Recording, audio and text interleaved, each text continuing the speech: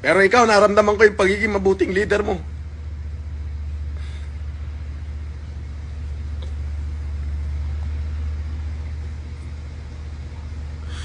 Naramdaman ko may pagmamahal ka sa tao mo.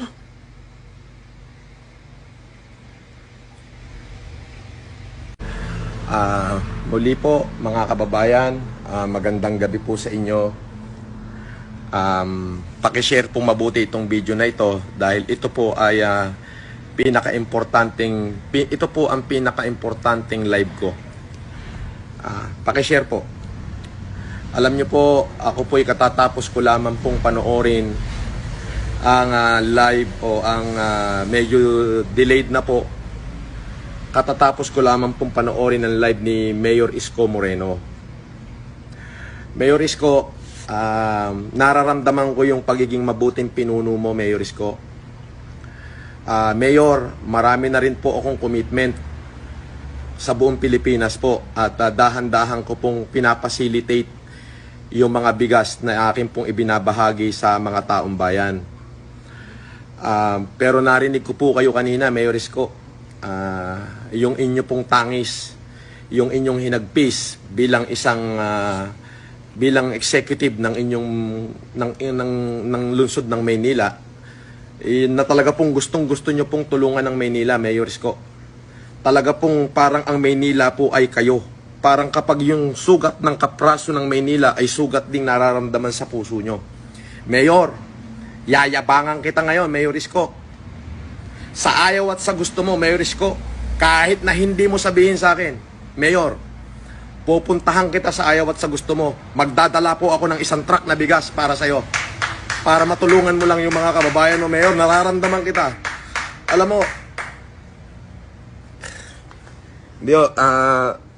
ano po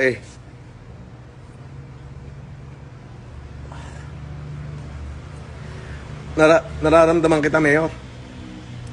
Alam ko, mahal na mahal mo yung mga kababayan mo. Ganon din naman ako. Pero ako kasi,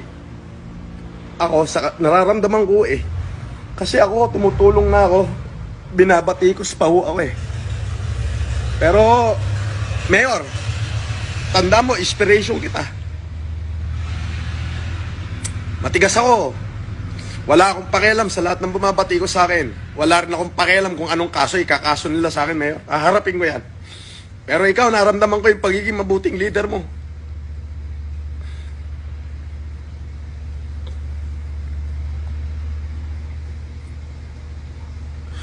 Naramdaman ko may pagmamahal ka sa tao mo.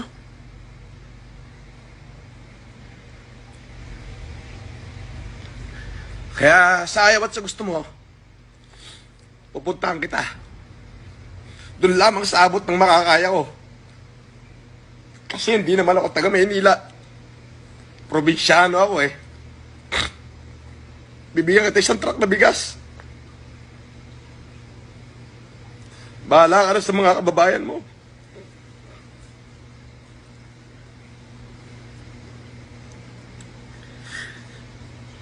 Mabuhay ka, Mayor Isko Moreno.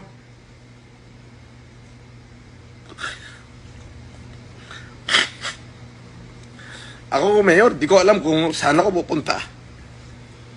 Hindi ko alam kung ano mangyayari sa akin. Kasi pinagtutulong-tulungan din ako ng mga taong nasaling ko. Pero yung isa lang alam ko, hindi ako kriminal. Wala akong pinatay. Wala akong dinambong. Wala akong tinapakan tao. Kaya kahit saan ko kami makarating, kahit sa Korte Suprema, harapin ko sila. Dala-dala ko yung bayag ko, Mayor. Dala-dala ko yung bayag ko.